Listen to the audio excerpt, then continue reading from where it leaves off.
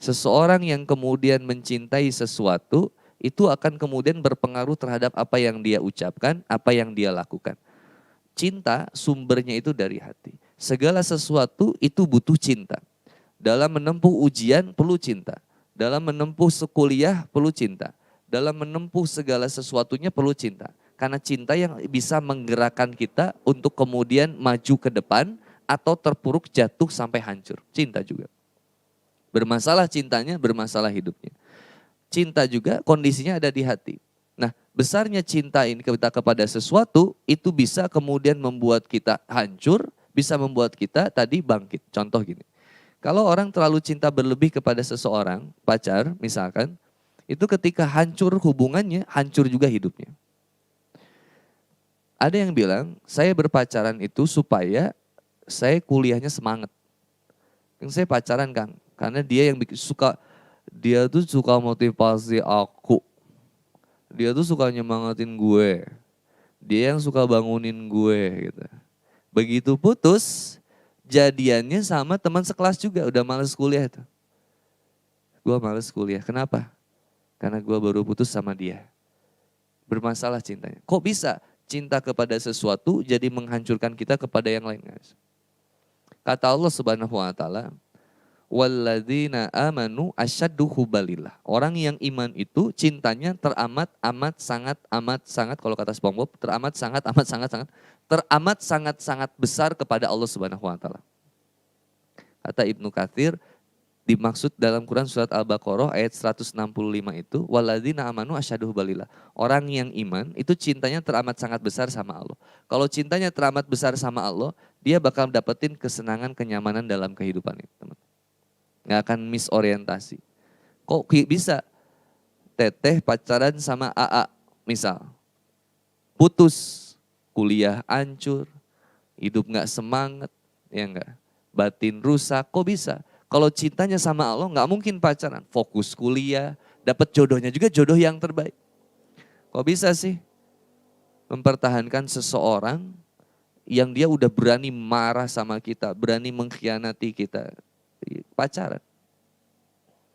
Nah, ketika kita melakukan ujian pun kita cari nih, bagaimana cara melewati ujian supaya kita bisa makin dekat sama Allah. Ini ada doa. Doa yang disampaikan oleh Rasulullah Muhammad SAW. Ini hadisnya sahih. Yang buat teman-teman bisa dihafalkan. Ya.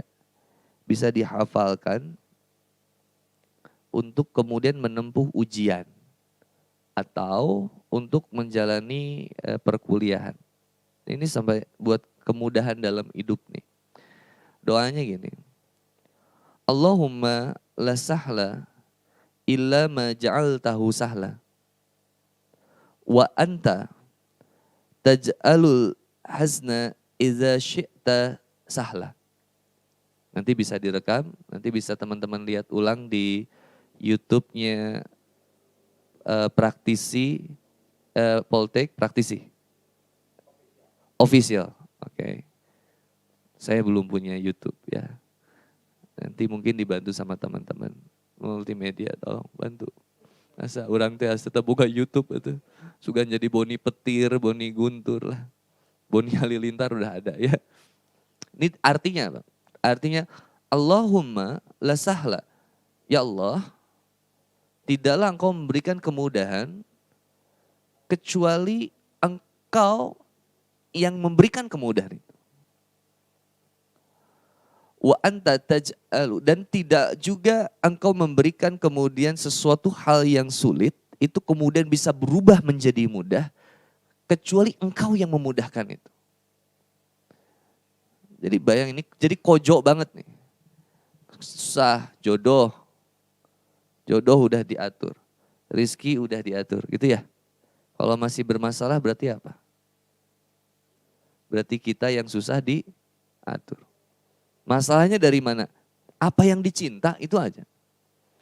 You become what you love, you become what you see, you become what you hear. Kamu menjadi seperti apa yang kamu cintai, kamu menjadi seperti apa yang kamu lihat, kamu menjadi seperti apa yang kamu dengar.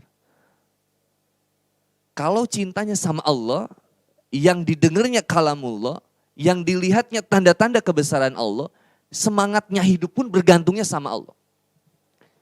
Ujian itu gimana ikhtiar kita justru untuk menjemput ridha Allah. Kalau cuma pengen lolos, pengen lulus Poltek praktisi, mudah teman-teman. Mau lulus dengan sangat bagus nilainya, mudah. Tapi percuma kalau tidak bergantung, berharap, dan menyadari semua kecerdasan, kemudahan diberikannya sama Allah. Allahumma la sahla. Allah yang memberikan kemudahan itu. Dan Allah yang melancarkan kemudahanmu dalam belajar. Allah yang melancarkan kemudahan engkau mengerjakan soal. Kan bete, kita udah belajarnya ini, yang keluarnya soalnya itu kan malesin banget. Nah, yang memudahkan untuk kemudian sesuai dengan apa yang kita pelajari, itu Allah teman-teman. Maka ketika kita fokus buat membina cinta kepada Allah, pengen takwanya sama Allah, semua perjalanan kehidupan itu terlihat menjadi mudah. Bahkan jadi mudah memang. Bukan terlihat lagi. Emang jadi mudah. Kemudian ada yang bilang, Kang, saya enggak gitu Kang. Justru sekarang saya ngerasain sulit banget Kang. Kondisi orang tua begini, ekonominya saya begini Kang. Makanya saya tadi ngobrol bentar sama Pak Wakil, ternyata di Poltek praktis ini ada program namanya apa tadi, scholarship itu ya, buat beasiswa buat yang berprestasi di sekolahnya. Dan juga yang tahfidz. Jadi yang hafiz atau hafizah, yang udah hafal 5 juz, itu bisa mendaftarkan kemudian di Poltek praktis. Ini poin yang luar biasa, takjub banget gitu.